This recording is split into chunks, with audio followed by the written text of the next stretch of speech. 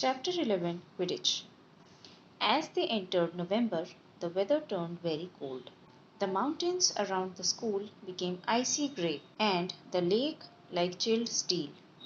Every morning the ground was covered in frost. Hagrid could be seen from the upstairs windows.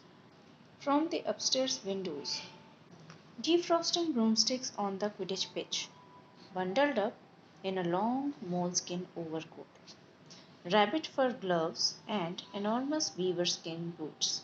The Quidditch season had begun. On Saturday, Harry would be playing in his first match after weeks of training. Gryffindor versus Slytherin. If Gryffindor won, they would move up into second place in the house championship. Hardly anyone had seen Harry play because Wood had decided that, as their secret weapon, Harry should be kept, well, secret. But the news that was playing Seeker had leaked out somehow, and Harry didn't know which was worse. People telling him he'd be brilliant, or people telling him they'd be running around underneath him, holding a mattress. It was really lucky that Harry now had Hermione as a friend. He didn't know how he'd have got through all his homework without her. What with all the last minute Quidditch practice Wood was making them do. She had also lent him Quidditch Through the Ages, which turned out to be a very interesting read. Harry learned that there were 700 ways of committing a Quidditch foul, and that all of them had happened during a World Cup match in 1473. That seekers were usually the smallest and fastest players, and that most serious Quidditch accidents seemed to happen to them. That although people rarely died playing Quidditch, referees had been known to vanish and turn up months later in the Sahara Desert. Hermione had become a bit more relaxed about breaking rules since Harry and Ron had saved her from the mountain troll, and she was much nicer for it. The day before Harry's first Quidditch match, the three of them were out in the freezing courtyard during break, and she had conjured them up a bright blue fire which could be carried around in a jam jar. They were standing with their backs to it, getting warm, when Snape crossed the yard. Harry noticed at once that Snape was limping. Harry, Ron, and Hermione moved closer together to block the fire from view. They were sure it wouldn't be allowed. Unfortunately, something about their guilty faces caught Snape's eye. He limped over. He hadn't seen the fire, but he seemed to be looking for a reason to tell them off anyway. What's that you've got there, Potter? It was Quidditch Through the Ages. Harry showed him. Library books are not to be taken outside the school, said Snape. Give it to me. 5 points from Gryffindor. He's just made that rule up, Harry muttered angrily, as Snape limped away. Wonder what's wrong with his leg. Dunno, but I hope it's really hurting him, Ron said bitterly. The Gryffindor common room was very noisy that evening.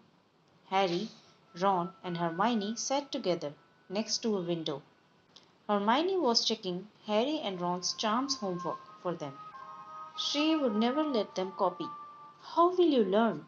But by asking her to read it through, they got the right answers anyway. Harry felt restless. He wanted Quidditch Through the Ages back, to take his mind off his nerves about tomorrow. Why should he be afraid of Snape? He told Ron and Hermione he was going to ask Snape if he could have it. Rather you than me, they said together. But Harry had an idea that Snape wouldn't refuse if there were other teachers listening. He made his way down to the staff room and there was no answer. He knocked again. Nothing. Perhaps Snape had left the book in there. It was worth a try. He pushed the door ajar and peered inside, and a horrible scene met his eyes. Snape and Filch were inside, alone. Snape was holding his robes above his knees. One of his legs was bloody and mangled. Filch was handling Snape's bandages. Blasted thing, Snape was saying. How are you supposed to keep your eyes on all three heads at once? Harry tried to shut the door quietly, but Potter!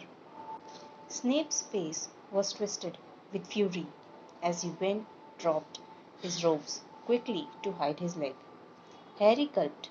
I just wondered if I could have my book back. Get out! Out! Harry left before Snape could take any more points from Gryffindor. He sprinted back upstairs. Did you get it? Ron asked as Harry joined them. What's the matter? In a low whisper, Harry told them what he'd seen. You know what this means? He finished breathlessly. He tried to get past that three-headed dog at Halloween. That's where he was going when we saw him. He's after whatever it's guarding, and I'd bet my broomstick he let that troll in to create a diversion. Hermione's eyes were wide. No, he wouldn't, she said. I know he's not very nice, but he wouldn't try and steal something Dumbledore was keeping safe.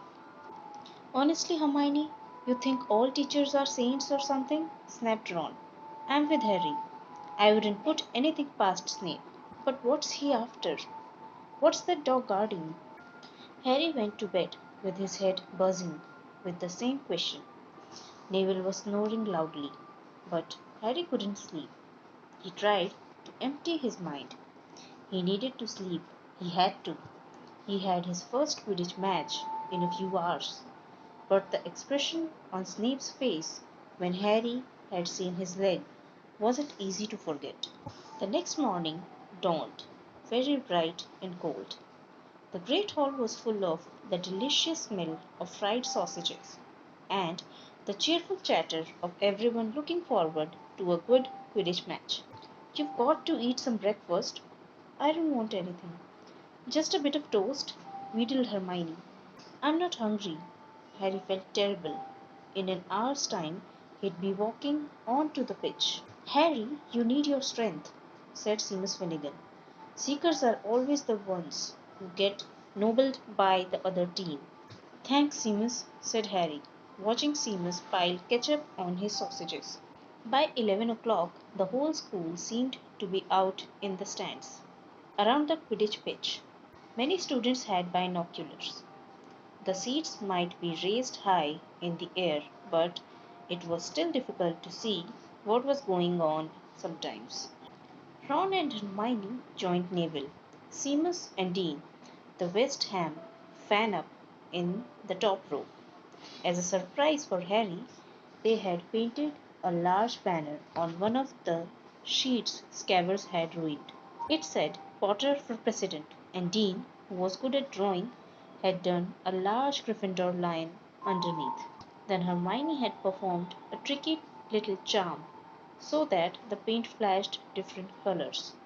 Meanwhile, in the changing rooms, Harry and the rest of the team were changing into their scarlet Quidditch robes. Slytherin would be playing in green. Wood cleared his throat for silence. Okay, men, he said. And women, said Chaser Angelina Johnson. And women, Wood agreed. This is it. The big one, said Fred Weasley. The one we've all been waiting for, said George. We know Oliver's speech by heart, Fred told Harry. We were in the team last year. Shut up, you two, said Wood. This is the best team Gryffindor's had in years. We're going to win. I know it. He glared at them all, as if to say, or else. Right, it's time. Good luck, all of you. Harry followed Fred and George out of the changing room and, hopping his knees, weren't going to give away, walked onto the pitch to loud cheers. Madame Hooch was refereeing. She stood in the middle of the pitch, waiting for the two teams, her broom in her hand. Now, I want a nice fair game, all of you. she said, once they were all gathered around her. Harry noticed that she seemed to be speaking particularly to the Slytherin captain, Marcus Flint, a fifth year. Harry thought Flint looked as if he had some troll blood on him. Out of the corner of his eye, he saw the fluttering banner high above, flashing "Potter for President" over the crowd. His heart skipped. He felt braver. "Mount your brooms, please." Harry clambered onto his Nimbus 2000. Madame Hooch gave a loud blast on her silver whistle. 15 brooms rose up, high, high into the air. They were off, and the quaffle is taken immediately by Angelina Johnson of Gryffindor. What an excellent chaser that girl is, and rather attractive too. Jordan, sorry, Professor. The Weasley twins' friend, Lee Jordan, was doing the commentary for the match, closely watched by Professor McGonagall. And she's really belting along up there. A neat pass to Alicia Spinnet, a good find of Oliver Woods. Last year only a reserve. Back to Johnson and no! Slytherin have taken the quaffle. Slytherin captain Marcus Flint gains the quaffle, and off he goes. Flint flying like an eagle up there. He's going to. No! Stopped by an excellent move by Gryffindor keeper Wood, and Gryffindor take the quaffle. That's chaser Katie Bell of Gryffindor here. Nice dive around Flint, off up the field, and ouch! That must have hurt. Hit in the back of the head by a bludger. Quaffle taken by Slytherin. That's Adrian's Puissy, speeding off towards the goalposts. But he's blocked by a second bludger, sent his way by Fred or George Weasley. Can't tell which. Nice play by the Gryffindor beater. Anyway, and Johnson back in position of the quaffle. A clear field ahead, and off she goes. She's really flying. Dodges a speeding bludger. The goalposts are ahead. Come on, now, Angelina. Keeper Bletchley dives. Misses. Gryffindor score. Gryffindor cheers filled the cold air, with howls and moans from Slytherins. Budge up there, move along. Hagrid, Ron and Hermione squeezed together to give Hagrid enough space to join them. Been watching from me hut, said Hagrid, patting a large pair of binoculars round his neck. But it isn't the same as being in the crowd. No sign of the snitch yet? No, said Ron. Harry hasn't had much to do yet. Kept out of trouble, though. That's something, said Hagrid, raising his binoculars and peering skywards at the speck that was Harry, way up above them. Harry was gliding over the game, squinting about for some sign of snitch. This part was his and Wood's game plan. Keep out of the way until you catch sight of the snitch, Wood had said. We don't want you attacked before you have to be. When Angelina had scored, Harry had done a couple of loop-the-loops to let out his feelings. Now he was back to staring around for the snitch. Once he caught sight of a flash of gold, but it was just a reflection from one of the Weasleys' wristwatches. And once a bludger decided to come pelting his way, more like a cannonballer than anything. But Harry dodged it, and Fred Weasley came chasing after it. All right there, Harry? He had time to yell as he beat the bludger furiously towards Marcus Flint. Slytherin in possession, Lee Jordan was saying. Chaser Puissy ducks, two bludgers, two Weasleys, and Chaser Bell, and speeds towards the. Wait a moment, was that the snitch? A murmur ran through the crowd as Adrian Puissy dropped the quaffle, too busy looking over his shoulder at the flash of gold that had passed his left ear. Harry saw it. In a great rush of excitement, he dived downwards after the streak of gold. Slytherin seeker Terence Higgs had seen it too. Neck and neck, they hurtled towards the snitch. All the chasers seemed to have forgotten what they were supposed to be doing as they hung in mid-air to watch. Harry was faster than Higgs. He could see the little round ball, wings fluttering, darting up ahead. He put on an extra spurt of speed. Wham! A roar of rage echoed from the Gryffindors below. Marcus Flint had blocked Harry on purpose, and Harry's broom span, of course. Harry holding on for dear life. Foul! Screamed the Gryffindors. Madam Hooch spoke angrily to Flint, and then ordered a free shot at the goalposts for Gryffindor. But in all the confusion, of course, the golden snitch had disappeared from sight again. Down in the stands, Dean Thomas was yelling, "Send him off! Ref, red card!" "This isn't football, Dean," Ron reminded him. "You can't send people off in Quidditch." "And what's a red card?" But Hagrid was on Dean's side. "They oughta change the rules."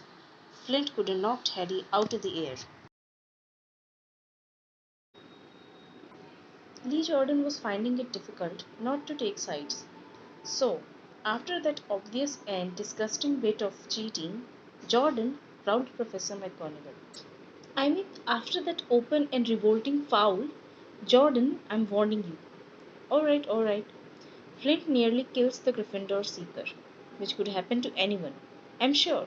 So a penalty to Gryffindor, taken by Spinnet, who puts it away, no trouble. And we continue play. Gryffindor still in possession. It was as Harry dodged another bludger, which went spinning dangerously past his head, that it happened. His broom gave a sudden frightening lurch. For a split second he thought he was going to fall. He gripped the broom tightly with both his hands and knees. He'd never felt anything like that. It happened again. It was as though the broom was trying to buck him off. But Nimbus 2000s did not suddenly decide to buck their riders off. Harry tried to turn back towards the Gryffindor goalposts.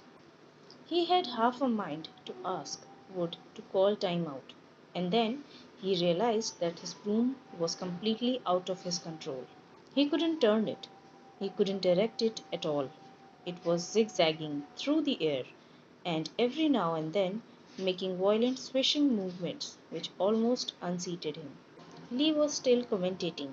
Slytherin in position. Flint with the quaffle. Passes Spinnet, passes Bill. Hit hard in the face by a bludger. Hope it broke his nose. Only joking. Professor, Slytherin score. Oh no! The Slytherins were cheering. No one seemed to have noticed that Harry's broom was behaving strangely. It was carrying him slowly higher, away from the game, jerking and twitching as it went. "Do you know what Harry thinks he's doing?" Hagrid mumbled. He stared through his binoculars. "If I didn't know better, I'd say he lost control of his broom. But he can't have." Suddenly, people were pointing up at Harry all over the stands. His broom had started to roll over and over, with him only just managing to hold on. Then the whole crowd gasped. Harry's broom had given a wild jerk, and Harry swung off it. He was now dangling from it, holding on with only one hand.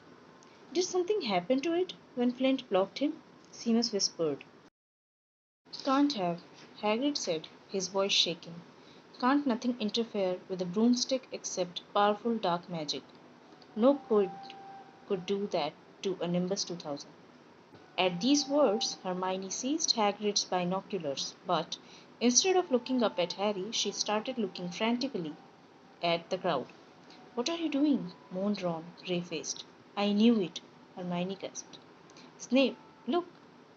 Ron grabbed the binoculars. Snape was in the middle of the stands opposite them. He had his eyes fixed on Harry and was muttering non-stop under his breath. "He's doing something. Jinxing the broom," said Hermione. "What should we do?" "Leave it to me." Before Ron could say another word, Hermione had disappeared. Ron turned the binoculars back on Harry. His broom was vibrating so hard, it was almost impossible for him to hang on much longer. The whole crowd were on their feet, watching, terrified, as the Weasleys flew up to try and pull Harry safely onto one of their brooms. But it was no good. Every time they got near him, the broom would jump higher still. They dropped lower and circled beneath him, obviously hoping to catch him if he fell. Marcus Flint seized the quaffle and scored 5 times without anyone noticing. Come on, Hermione, Ron muttered desperately. Hermione had fought her way across to the stand where Snape stood, and was now racing along the row behind him. She didn't even stop to say sorry as she knocked Professor Quirrell headfirst into the row in front, reaching Snape. She crouched down, pulled out her wand, and whispered a few well chosen words. Bright blue flames shot from her wand onto the hem of Snape's robes. It took perhaps 30 seconds for Snape to realize that he was on fire. A sudden yelp told her she had done her job. Scooping the fire off him into a little jar in her pocket, she scrambled back along the rope. Snape would never know what had happened. It was enough. Up in the air, Harry was suddenly able to clamber back onto his broom. Neville, you can look, Ron said. Neville had been sobbing into Hagrid's jacket for the last 5 minutes. Harry was speeding towards the ground when the crowd saw him clap his hand to his mouth as though he was about to be sick. He hit the pitch on all fours, coughed, and something gold fell into his hand. I've got the snitch, he shouted, waving it above his head, and the game ended in a complete confusion. He didn't catch it, he nearly swallowed it. Flint was still howling 20 minutes later, but it made no difference. Harry hadn't broken any rules, and Lee Jordan was still happily shouting the result. Gryffindor had won by 170 points to 60. Harry heard none of this, though. He was being made a cup of strong tea back in Hagrid's hut with Ron and Hermione. It was Snape, Ron was explaining. Hermione and I saw him. He was cursing your broomstick, muttering he wouldn't take his eyes off you. Rubbish, said Hagrid, who hadn't heard a word of what had gone on next to him in the stands. Why would Snape do something like that? Harry, Ron, and Hermione looked at each other, wondering what to tell him. Harry decided on the truth. I found out something about him, he told Hagrid. He tried to get past the three-headed dog at Halloween. It bit him. We think he was trying to steal whatever it's guarding. Hagrid dropped the teapot. How do you know about Fluffy? He said. Fluffy? Yeah, he's mine. Bought him off a Greek chappie I met in pubs last year. I lent him to Dumbledore to guard the. Yes, said Harry eagerly. Now, don't ask me any more, said Hagrid gruffly. That's top secret, that is. But Snape's trying to steal it. Rubbish, said Hagrid again. Snape's at a Hogwarts teacher. He'd do nothing of the sort. So why did he just try to kill Harry? Cried Hermione. The afternoon's events certainly seemed to have changed her mind about Snape. I know a jinx when I see one, Hagrid. I've read all about them. You've got to keep eye contact, and Snape wasn't blinking at all. I saw him. I'm telling you, you're wrong, said Hagrid hotly. I don't know why. Harry's broom acted like that, but Snape wouldn't try to kill a student. Now listen to me, all three of you. You're meddling in things that don't concern you. It's dangerous. You forget that dog, and you forget what it's guarding. That's between Professor Dumbledore and Nicholas Flamel. Aha, said Harry. So there's someone called Nicholas Flamel involved, is there? Hagrid looked furious with himself.